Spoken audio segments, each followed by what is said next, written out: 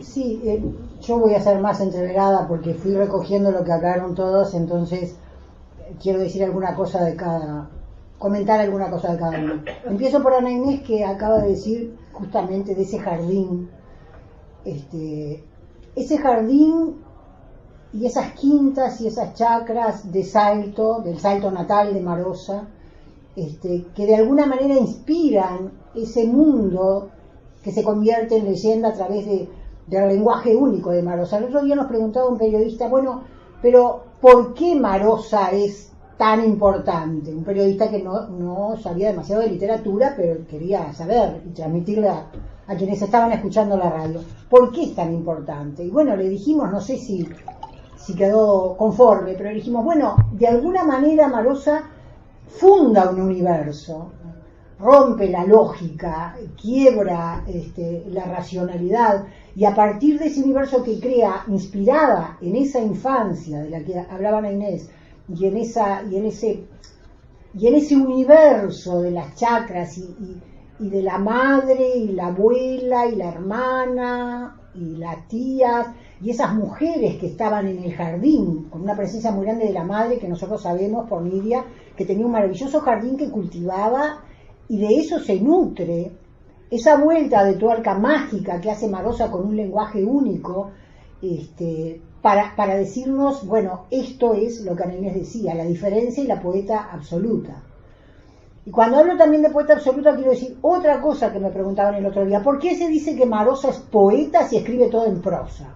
Estoy siendo un poco prosaica, pero para algunas cosas que acá hay muchos fieles de Marosa que conocen su obra, pero otros que quizás no, y ese fue uno de los motivos también de este álbum, darla a conocer más, porque mucha gente quiere empezar a leer del autor antes que leer al autor, sea poeta, narrador, dramaturgo, etc.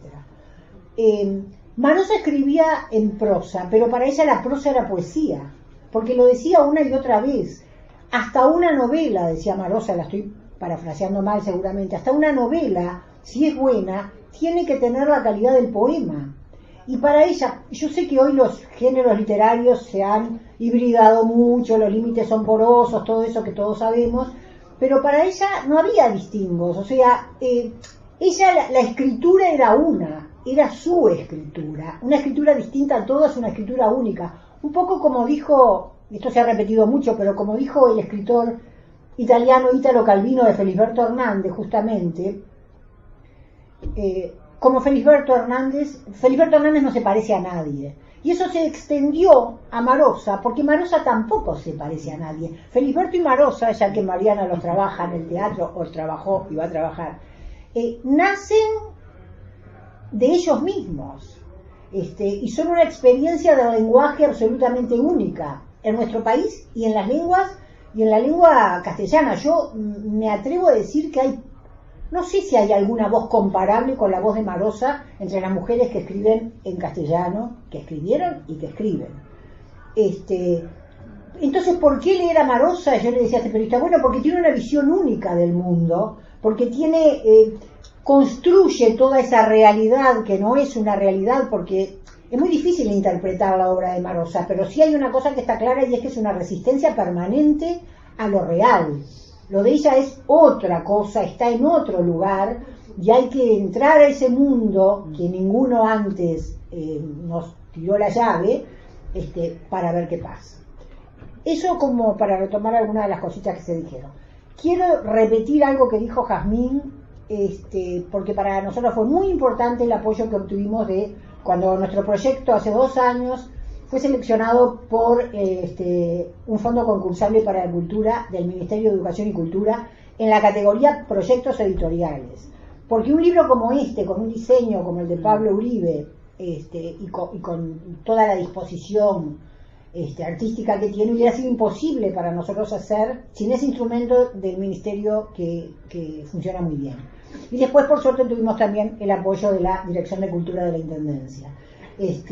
Digo esto porque es importante, ¿no? Son proyectos que son complicados de hacer, difíciles de hacer, lleva mucho tiempo para gente que trabaja mucho en otras cosas, que tiene poco tiempo y necesita apoyos.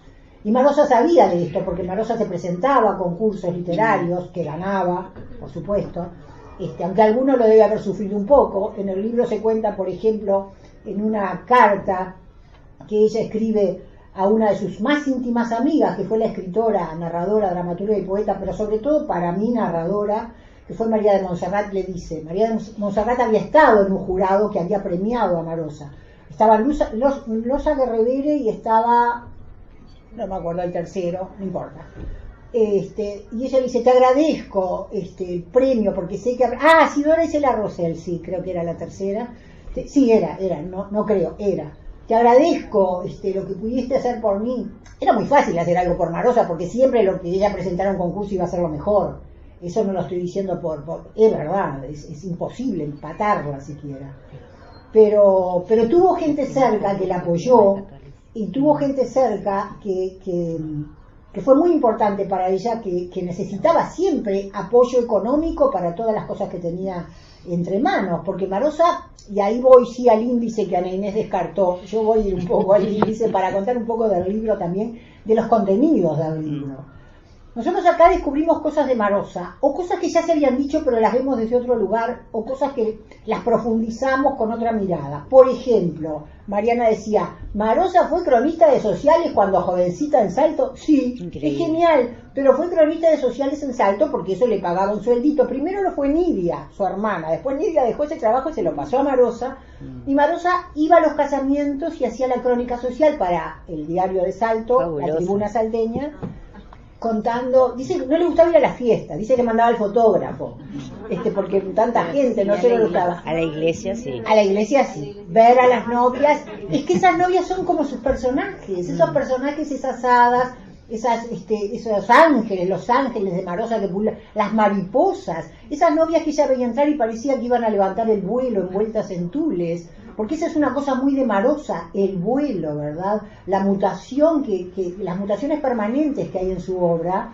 y la mariposa es como una especie de símbolo, porque la mariposa se metamorfosea y vuela de la oruga, ¿verdad? Digo esto y me voy por otra rama también, pero hablé de Felisberto, pero desde aquel lejano libro que hizo Ángel Rama sobre los raros, que incluyó a Marosa en los 60, y que iniciaba esa clasificación con el conde de Lautréamont, siempre se han establecido también relaciones y vínculos entre Lautréamont y Marosa, por esa visión de las transmutaciones. En Marosa todo se transfigura, ella habla de que su literatura no se ve el mundo sino el trasmundo, porque todo se despliega de formas impensadas e inesperadas, y surge aquello, siempre que la leemos sabemos que lo que estamos leyendo es otra cosa además de lo que estamos leyendo, muchas otras cosas. Claro que esto es una condición de la literatura, pero en ella parece que se exacerbara todo el tiempo. Bien, quiero decir, lo de Marosa es como una puesta en escena permanente, ya que estoy con la dramaturga al lado, me contagió un poco, donde todo se traviste y todo pasa a ser otra cosa, ¿no? En ese álbum, además de ese trabajo juvenil, descubrimos al principio los primeros poemas que Marosa escribió. Poemas en verso, porque yo les decía recién, para Marosa el verso y la prosa es todo lo mismo y ella escribe en prosa, pero dice que es poesía. Y además, ¿cómo le discute una Marosa? Era imposible. Si ella te dice esto es prosa, pero es poesía, y sí, porque era contundente en lo que decía, no con las pocas palabras que utilizaba, porque Marosa era tímida, era un poco cortante, era muy dulce a la vez, pero, ¿verdad? No tenía, bueno, en tu casa puede ser, con ustedes, la familia, pero ella no decía demasiado, pero lo poco que decía uno no lo podías discutir, porque ella estaba siempre en otra dimensión, en una dimensión a la que uno no podía acceder, y esto no es usual, ¿no? Los escritores y las escritoras no son así. Marosa es un caso único. Entonces sí tenemos al principio unos poemas en verso que escribió cuando tenía 12, 13, 14 años, y otros, y ya después empezó, ahí estaba tanteando, buscando su voz, buscando quién soy, cómo escribo, qué escribo, pero ya se empiezan a ver, ya se empieza a escuchar a Marosa. No sé si a ustedes les pasa, supongo que todos los que han conocido a Marosa, cuando leen a Marosa, no leen a Marosa, escuchan a Marosa. A mí me pasa que la escucho con su voz, siempre decir lo que escribió. porque la voz de Marosa también era única, esa voz ronca, áspera, como para adentro, ¿verdad? Esa voz que además hizo después en las performances de Uruguay, en los recitales, y en Argentina y en otros lugares del mundo que llevó, que era como una especie de misa donde los fieles iban en silencio a ver qué hacía el oficiante, la oficiante en este caso, ¿verdad? Pero antes de eso, es interesante saber que Marosa en Salto, Marosa se vino de Salto en el año 78, tenía 48 años. Nació en el 32. Su vida de actriz. Las cuentas no son los míos, pero cuando escribo me anoto bien. Pero digo, desde muy joven, ella quiso ser actriz siempre. Ella y Nidia, la madre de Jazmín, decían que querían ser actrices, irse para Hollywood y triunfar. Porque sí. Y terminaron, bueno, haciendo las dos juntas, empezaron una carrera teatral y empezaron en un grupo de Salto. En el Teatro Larrañaga de Salto. Exacto, pero empezaron con una profesora maravillosa que era una argentina que se había venido a vivir a Salto, Nidia Arenas, porque se casó con un salteño, un Silva y Rosas, que la trajo para... No se casó, pero bueno, vivieron juntos toda la vida. No, porque eso me lo corrigió Nidia. No, yo dije se casó, no se casaron. Nidia te corrige. Si nosotros somos profesoras, Nidia debió ser, no sé, porque no se le pasa una. Y te corrige todo. Pero esa persona, esa Nidia Arenas, que era actriz y había estudiado en Argentina, en el Teatro Cervantes, inclusive, etcétera, primero empezó a dar clases de teatro en el liceo nocturno. Nidia como Marosa fueron a los Imán y Lerena, ¿no? Que todo el mundo conoce porque fueron Quiroga y fueron todos los salteños importantes y anónimos, habían ido allí. Y esta persona empezó a dar clases nocturnas ahí, y ellas enseguida. No podremos ir a Hollywood, pero vamos al liceo a aprender teatro. Pero no solamente aprendieron teatro. Marosa participó en más de 30 obras de teatro. ¿Alguien se imagina a Marosa haciendo personajes de Florencio Sánchez? No debe haber nada más alejado a lo que uno puede imaginarse. Totalmente. Que Marosa haciendo un personaje de Florencio Sánchez lo hizo, sí. Y de la Ferrer hizo Barranca. Bueno, todo el repertorio de la época. Pero además esta profesora tuvo, para mí, leyendo las cosas, tuvo mucha influencia en Marosa, porque era una mujer que tenía una biblioteca muy interesante, muy nutrida, y a sus alumnos les pasaba libros que no se conseguían fácilmente. Y repito, Marosa era una chiquilina y hacía con su hermana teatro, y de alguna manera ella dijo, yo primero quise ser actriz, como no pude, después fui poeta. Pero qué actriz y qué poeta, ¿verdad? Y esas experiencias del teatro en Salto, y en el Teatro Larrañaga, como apuntaba Mariana, y en el Ateneo también, y recorriendo, porque toda la historia de Salto, repito, se vino a los 48 años con la madre, y vivió allá con la madre y acá con la madre hasta que la madre murió, porque Nidia se había venido jovencita, se había casado, había tenido a Jazmín, era una vida diferente. Pero Marosa se vino grande y sin embargo tenía un montón de contactos ya acá. Pero cuando se vino empezó a tener muchos más. Tuvo amigos, poetas, escritores, críticos.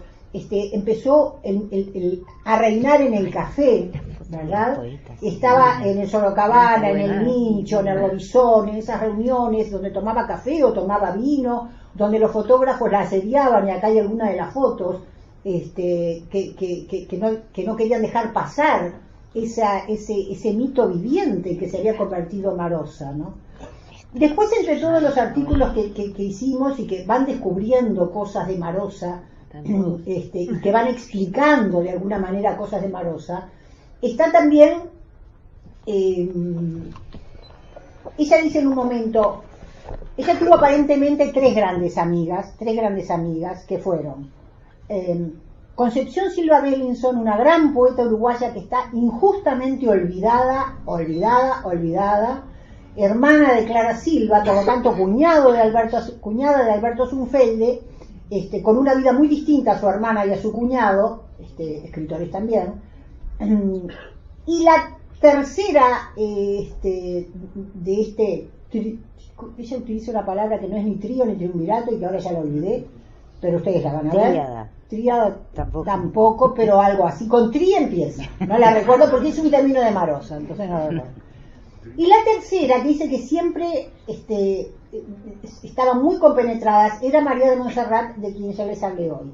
Y ahí, lo que decían a Inés, que yo encontré en el Archivo General de la Nación, cartas, porque está el archivo de María de Montserrat en el Archivo General de Nación, algunas cartas que Marosa le había escrito a María de Montserrat y que allí se conservan. No tienen fecha, lamentablemente. Marosa nunca databa las cartas y eso es todo un problema para seguirlo.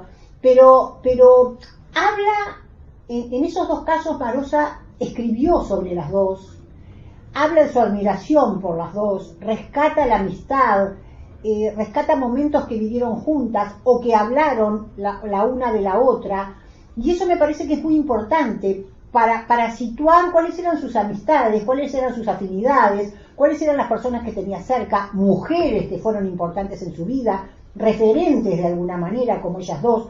La tercera que yo decía, pero apartada de este tríada, es Amanda Berenguer, que Ana ya dijo hoy. Cerramos el libro con ese poema bellísimo de Amanda Berenguer, que busca a Marosa. ¿Dónde estás, Marosa? ¿Dónde estás? ¿Dónde está tu voz? Y nos parecía que era ideal para cerrar el libro, y yo voy a tener que ir cerrando también porque se me acaba el tiempo. Pero antes de eso quiero decir, además de todas estas notas, ha colaborado gente, y no quisiera olvidarme de nadie, pero acá hay recuerdos de amigos, anécdotas, alguna cosa un poco más de creación, pero hay palabras de Hugo Achugar, de Alicia Migdal, de Teresa Porsekansky, de Fernando Lustó, de, no me quiero olvidar, o sea que voy al índice, un momentito por favor, de Milton Fornaro. Lo de Milton Fornaro es genial, porque hay una foto que ustedes van a ver, que Marosa está como bailando con Milton Fornaro, el narrador, como bailando, y él nos escribió un texto donde un poco de realidad y un poco de ficción, como buen narrador, crea ese baile. Había sido en Solimar, en la casa de la doctora Albarroballo, que también era poeta, y entonces se imaginan todo un concierto atrás, y está muy divertida. Mario Delgado Aparaín, Alfredo Fresia, esperen un poquito, Luis Bravo hace un artículo muy interesante, van a ver que les va a interesar muchísimo, porque Marosa nunca se casó, no tuvo hijos, ¿verdad? Pero Marosa tuvo muchos festejantes, muchos, y hay un par de cartas o tres en la... Sí. Pero festejantes, se decía así. Pero... Hasta un sacerdote, ex sacerdote. Era sacerdote en ese momento, después dejó de serlo. Pero le escribe una carta que, bueno, muy graciosa, pero... muy entusiasta. Hay algo muy entusiasta. Muy entusiasta, ya la van a ver. Pero además, hay un amor imposible en la historia de Marosa. Hay un gran amor, un amor imposible al que ella le dedica poemas, que es un hombre real que vive en Salto y que se llama Mario. Es lo que sabemos, y ella le decía el Puma porque parece que era de cutis cetrino y ojos verdes. Y Marosa se sentaba en las confiterías de Salto a verlo pasar. Parece que no mucho más que eso. En fin. Entonces Luis Bravo sigue esa ilusión a través de los textos. Y es maravilloso porque ustedes saben que el erotismo de Marosa llega a puntos increíbles, como no se ha escrito nunca acá también, ¿verdad? Y después hay algunos artículos, Inés Bortagaray, que es narradora, que es, bueno, ha escrito guiones para el cine que han ganado premios importantes, y que es salteña también, y la recuerda cuando en el liceo en Salto le hicieron conocer a Marosa por primera vez.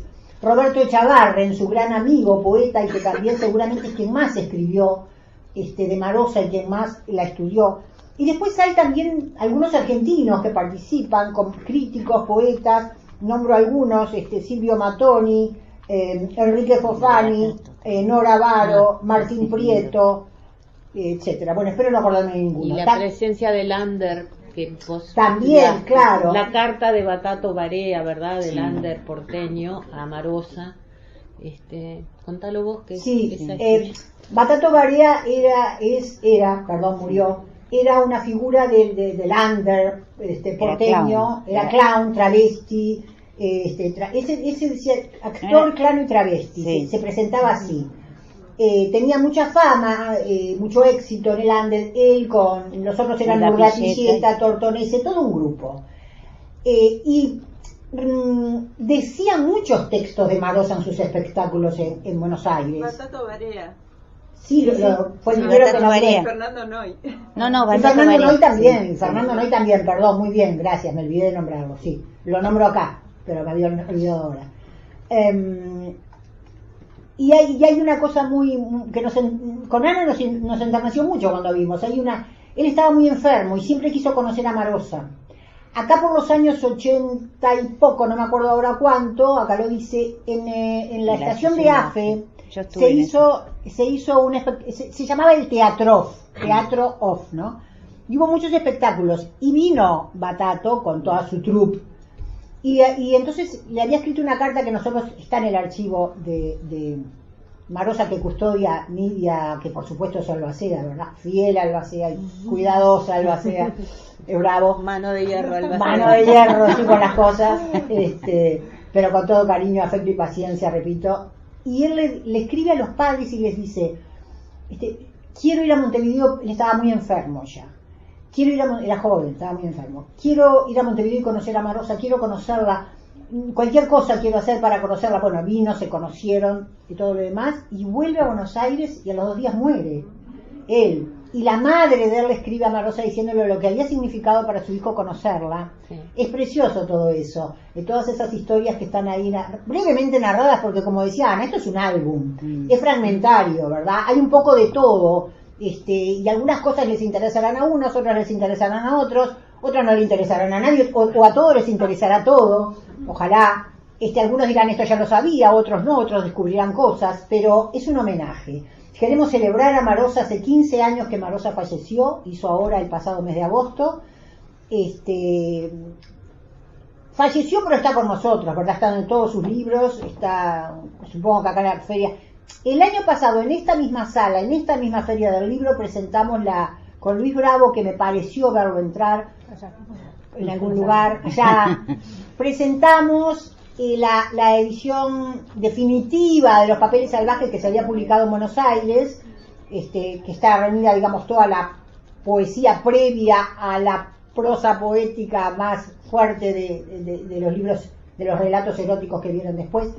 Y también presentamos otro libro coordinado y seleccionado por Nidia Di Giorgio, que se llama Otras Vidas, donde Marosa habla de los otros. Y ahí se recogen muchos textos. Ella tuvo una columna como lebrero en la revista Postdata, durante el tiempo que la revista Postdata salió, y ahí se recopilan muchos textos y otros que no se habían recopilado. Y lo último que digo, porque ya es la hora, rescatamos una entrevista que le hizo en el 81 Ramón Mérica, ¿se acuerdan? El periodista, que también era salteño, y que le hace una entrevista impagable. No había sido recogida en libro, por suerte conseguimos algo, porque todo estaba recogido en libros argentinos, porque allá la aman y la publican y la celebran, parece que mucho más que acá. Pero en esa entrevista Ramón Mérica cuenta desde que él la conoció cuando era un niño y la veía pasar por las calles de Salto y le decían, esa es escritora, esa es la rara, como Marosa misma se decía, la rara, porque ella misma decía, a mí no sé, sí, le dice América, sí, él dice, ¿por qué te dicen la rara? Bueno, será por los collares, será por el pelo rojo, será por los... Están ahí en las están vitrinas. En las vitrinas exhibiéndose, será por las caravanas, será por los vestidos color... o habrá algo en mí, dice. Le dice así a América, es preciosa las cosas que le dice a América, me están haciendo señas. Muchas gracias a todos, celebremos a Marosa, leamos a Marosa.